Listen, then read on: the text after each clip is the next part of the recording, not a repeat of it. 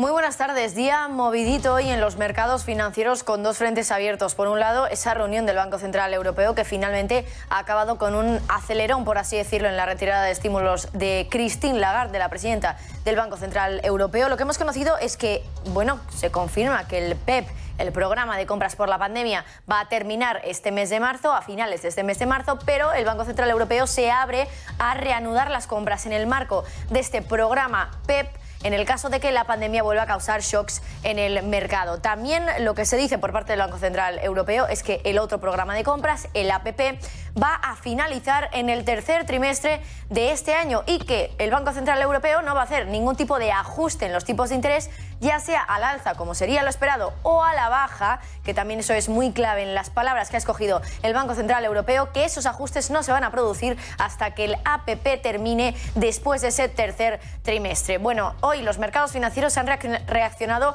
a la baja a esas declaraciones de Christine Lagarde, donde ha seguido pesando y mucho la inflación. Por supuesto, también ha dicho que la guerra en Ucrania afecta a los mercados financieros, pero parece que se le ha dado menos peso en ese discurso de Christine Lagarde. Las bolsas europeas han cerrado con caídas que incluso han superado el 4% en el caso del MIB del italiano, un 4,2%. El FTSE 100 de Londres ha sido uno de los índices que mejor se han comportado, un 1,2% es lo que ha terminado cayendo. El CAC 40 de París ha cerrado con una caída del 2,8%, el DAX alemán rozando el 3% de caída y el IBEX ha sido concretamente el que mejor se ha comportado, con una caída finalmente del 1,15%, 8.069 puntos. En el IBEX 35, lo mejor de la jornada ha sido el sector bancario, quizá también por esas perspectivas de que Christine Lagarde siga endureciendo la política monetaria. Sabadell ha terminado con una subida del 3,8%, Bankinter un 3,2%, CaixaBank un 1,3% y algunos de los grandes también han seguido apoyando, como es el caso de Telefónica, que ha cerrado con una subida del 0,8%. Del lado negativo, el otro grande, por así decirlo, la empresa con más peso dentro del selectivo español. Está Inditex, a la cola, por así decirlo, del IBEX 35, 4,7%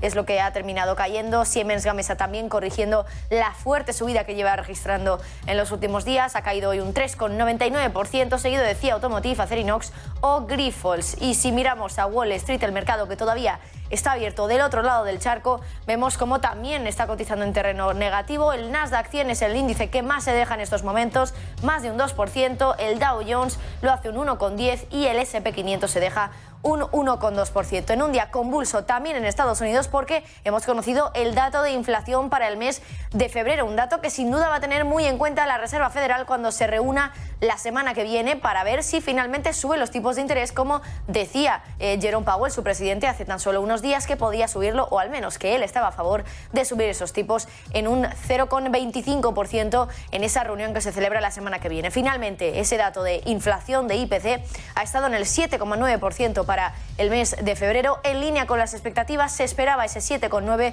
pero está por encima del dato de enero, concretamente en 4 décimas, porque en enero el IPC se situó en el 7,5%. Y una vez ya hemos repasado y hecho un resumen de la información del día en los mercados financieros y la reacción que han tenido las bolsas, vamos a ver también cómo lo está haciendo la Bolsa de México. José Ricardo Rangel, muy buenas.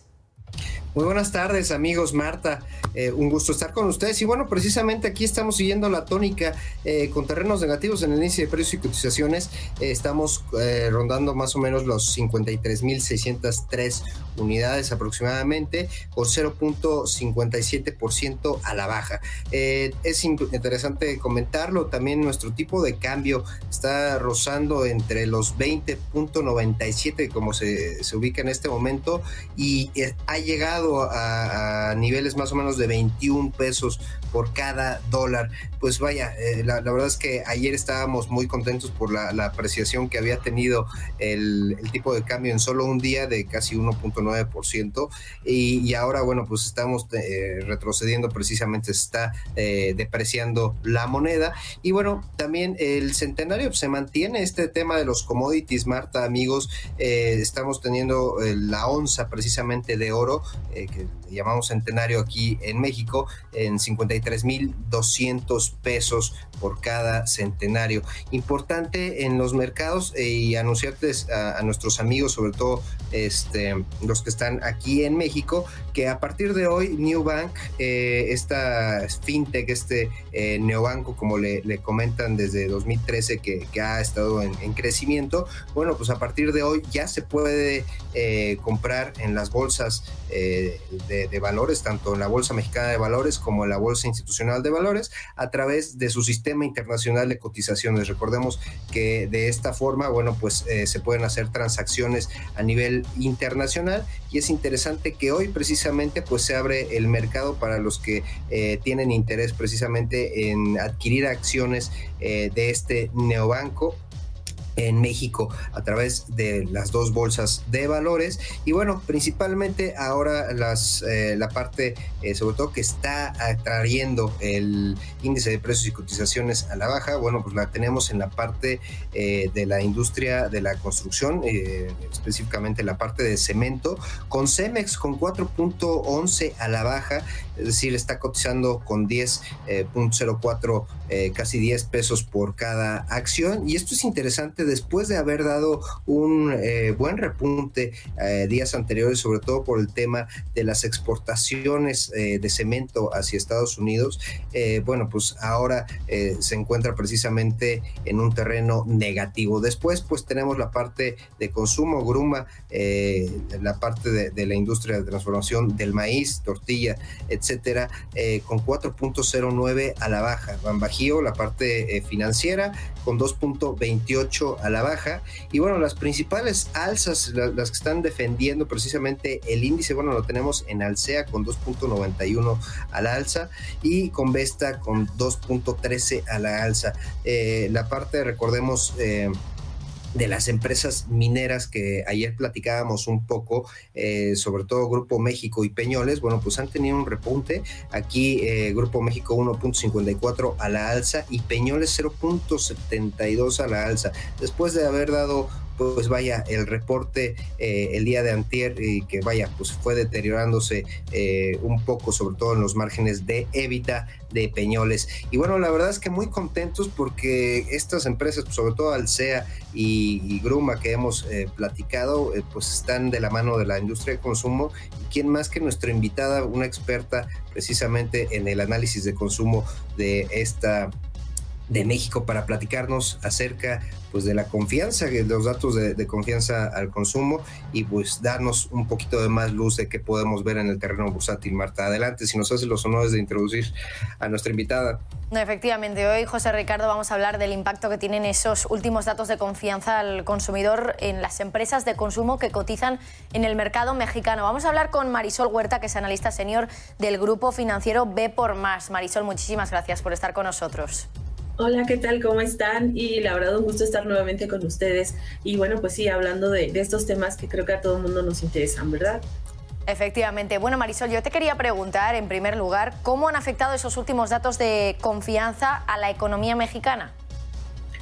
Pues mira, en realidad lo que se nota es una ligera mejora con respecto a los meses anteriores.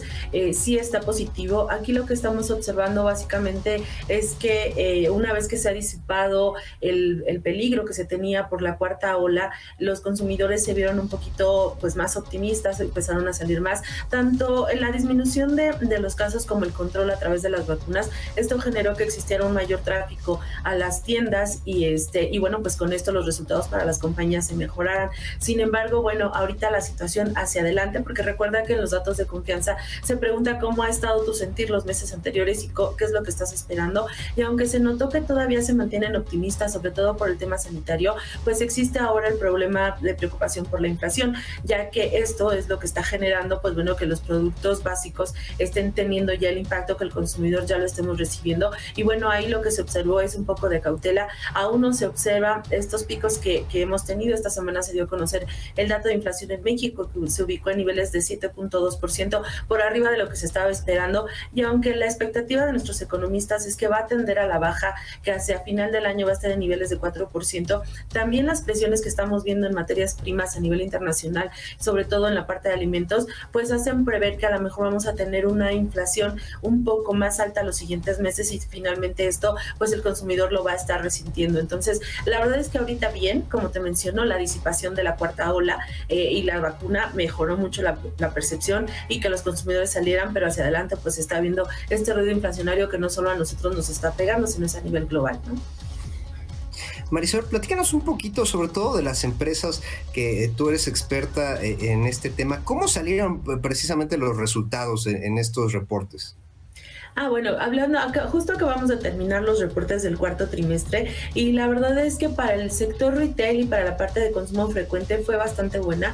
Incluso son de los crecimientos que se tuvieron por sector de los más altos, con crecimientos en ventas alrededor del 3%. Digo, recordemos que veníamos de niveles bajos, entonces aunque 3 les voy a sonar muy poco, para como veníamos, están teniendo una recuperación, y también la parte de retail. Entonces, ¿cómo se logró esto? Pues básicamente lo que les acabo de mencionar también, el hecho de que la gente retomó su actividad normal y además un consumidor pues que estaba ya ávido de salir a comprar, a andar en la calle, a andar visitando restaurantes, y todo esto pues propició un mayor tráfico, y bueno, esto también generó que las empresas vendieran productos pues más rentables, o sea, aquellos que, porque en la pandemia el consumidor se dedicó al consumo básico, es decir, satisfacías tus necesidades, pero bueno, no se te antojaba el extra que luego encuentras en los supers, o lo que luego se te está antojando, que si el helado, etcétera. Y bueno, pues entonces se notó una reactivación en ese sentido. Entonces, los resultados de las empresas, sobre todo la parte de autoservicios, bastante bien, bastante positivos, y bueno, pues la expectativa también era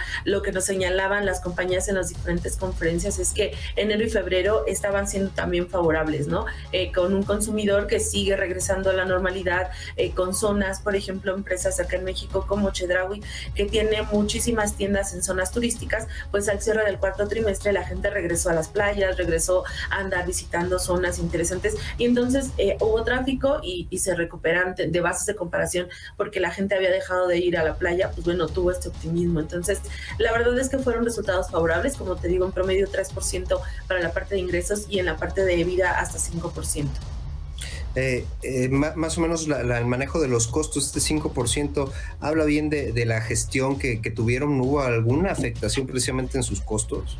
Sí mostraron presiones en rentabilidad, o sea, sí tenemos empresas que tuvieron ahí algún deterioro en la parte rentable, y básicamente lo que te acabo de comentar, ya empezaron a resistir justo el incremento de los costos. O sea, empresas como Bimbo o como Gruma, pues ya te mostraron ahí el efecto de estar teniendo presiones en materias primas, aunque lo que se está esperando para estas compañías es que el mayor impacto por los precios que hemos tenido ahorita del trigo, del maíz, justo por la situación de Ucrania, esto se va a reflejar hacia la segunda mitad del año y quizás hacia 2023. ¿Por qué? Porque estas empresas manejan coberturas. Entonces, el incremento que estamos viendo ahorita paulatinamente se va a reflejar. Ellos ya tienen cubiertos, digamos, los primeros meses del año, pero conforme van haciendo sus compras y las van haciendo más altas, pues entonces sus costos se van a ver presionados hacia mitad de año 2023. Ahora, ¿qué señalan ellos? Pues bueno, mucho de esto se está traspasando al consumidor, es decir, vamos a ver incremento de precios para los productos básicos, y otro, bueno, lo tratan de eficientar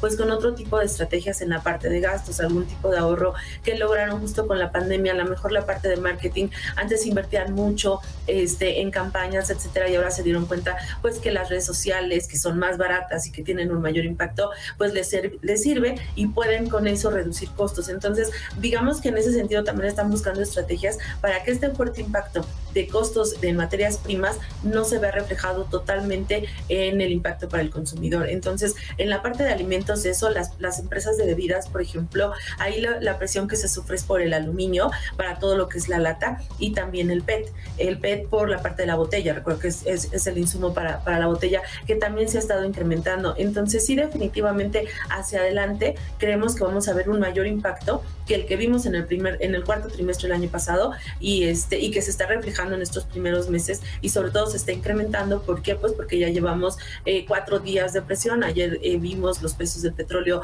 igual al alza, con todas las materias primas también en niveles no vistos desde los últimos años. Entonces, pues sí, definitivamente eso es algo que estarán reflejando las empresas hacia adelante, aunque ahorita lo hayan podido sortear. Y sobre todo esta parte de transformación, ¿cómo lo está viendo empresas como Gruma, como Alsea, que dependen muchísimo del gas, del petróleo? Pues mira, finalmente en el caso de Alsea todavía tiene mucho por recuperar. Recuerda que fue una de las empresas más afectadas y entonces ha ido paulatinamente recuperando un poquito los niveles que traía, y sin embargo, pues de todas maneras están señalando que bueno, que ya estas eficiencias que tenían, o este tipo de ahorros podrían estarse terminando, y lo mismo van a tener que hacer cambios en sus estrategias. En el caso de Gruma, bueno, y Alsea también, pues al final del día no nos gusta, pero ese incremento de precios, trasladas esto al consumidor, entonces tu cafecito te va a salir más caro, las tortillas en México ya ves, es un consumo importante, pues probablemente te van a tener que subir, ya se han elevado bastante el año anterior y pues bueno, podríamos estarlas viendo más elevadas, y los productos de Bimbo también al alza. Lo que ellos dicen es, no hacemos un incremento generalizado, seleccionamos del portafolio, pero bueno, pues de todas maneras es algo que el consumidor lo resiente en ese sentido, ¿no? Oye, Marisol, y sobre todo la parte que, bueno, ahorita ya estamos más enfocados en la parte de commodities, pero es bueno escuchar cómo estás viendo la parte del apalancamiento que ha tenido estas empresas de consumo, y sobre todo cuáles son las expectativas respecto al incremento de tasas que pudieran darse próximamente. Pues mira, afortunadamente empresas como Bimbo y como Gruma el año pasado aprovecharon las bajas tasas de interés y refinanciaron mucha deuda a tasa baja. Entonces, pues bueno, traen como ese colchón. Pero hay otras empresas, Alsea también hizo un refinanciamiento de su deuda. Alsea estaba muy, muy endeudada justo por las adquisiciones que hizo en Europa. Y también recién emitió bonos tanto en euros como en Estados Unidos a tasas, digamos, un poquito más atractivas que les permitieron mayor flexibilidad. Otra de las estrategias que usaron fue patear la deuda, es decir, si tenías vencimientos para 2022 y 2023, refinanciaste certificados y los estás mandando hacia 2024-2026. Entonces, estás extendiendo la duración de la deuda, pero también estás logrando una estabilidad en tasas y justo previendo el escenario de que este año pues se van a tener mayores tasas. Obviamente, no todas se salvan, hay otras empresas que igual no hicieron totalmente la estrategia, pero estos grandes corporativos sí procuraron, y lo que hemos visto en los resultados al cuarto trimestre es que incluso muchas lograron digamos que los costos de deuda disminuyeran. Entonces, pues bueno, no es un problema de afectación. Obviamente, aquellos, o sea, si la moneda, por ejemplo, las empresas que tienen deuda en euros y que no están totalmente cubiertas con la situación que pueda tener respecto a la moneda, o lo mismo en dólares, pues les puede afectar un poquito más con un ligero incremento, pero como te digo, la estructura la aligeraron y la extendieron hacia más años. Y finalmente, para concluir, Marisol, la parte sobre todo de las estrategias de expansión que tenían pues tanto Alsea como Bimbo con respecto a todo este tema geopolítico de Ucrania, ¿cómo lo están apreciando? Pues mira, emisoras como Alsea incluso hizo un Investor Day, y en ese Investor Day más bien retomó la estrategia de crecimiento, tanto para México como para sus otros mercados. Uno de los mercados en donde pues desgraciadamente ha tenido un poco de mala suerte porque recién acaba de comprar las operaciones y entró la pandemia, entonces no pudo detonar la estrategia que tenía de desarrollo de marcas como Starbucks, como Burger King, y ahora está señalando que justo en eso se va a enfocar, en retomar esa estrategia de crecimiento que tenía hace 2 años para crecer en dicho mercado. Y bueno, hay otras empresas con respecto a las que tienen operaciones, de empresas mexicanas que tienen operaciones de consumo en Ucrania y en Rusia, que son Bimbo, Gruma, Nemak. Pues bueno, lo que ya hemos escuchado es que pararon sus operaciones, pero aquí lo relevante es que para las empresas como Gruma, las operaciones que tienen en esos países no representan más allá del 1% de sus ingresos.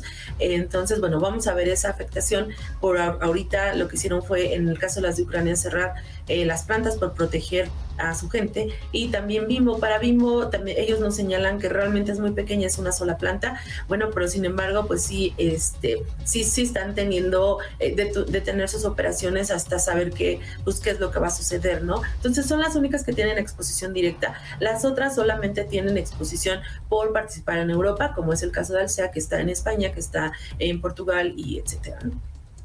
Bueno, pues muy buena noticia, sobre todo para este tema de Alsea, que siga creciendo ahí esta controladora de franquicias.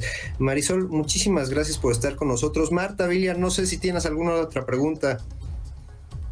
Pues por mi parte queda todo respondido. Marisol Huerta, analista senior del Grupo Financiero B por Más. Muchísimas gracias por estar aquí en Negocios Televisión. No, hombre, muchas gracias a ustedes por invitarme. Que tengan lindo día. Igualmente, Marisol, y también igualmente para ti, José Ricardo, que tengas un muy buen día y muchísimas gracias como siempre por estar aquí. Igualmente, Marta, amigos, nos vemos el día de mañana. Pues sí, nos vemos mañana, un día pues que va a seguir siendo convulso sin duda en los mercados financieros, con nuevos temas sobre la mesa. Nos vemos aquí en Visión Global a eso de las 6 de la tarde, como siempre, en Negocios Televisión.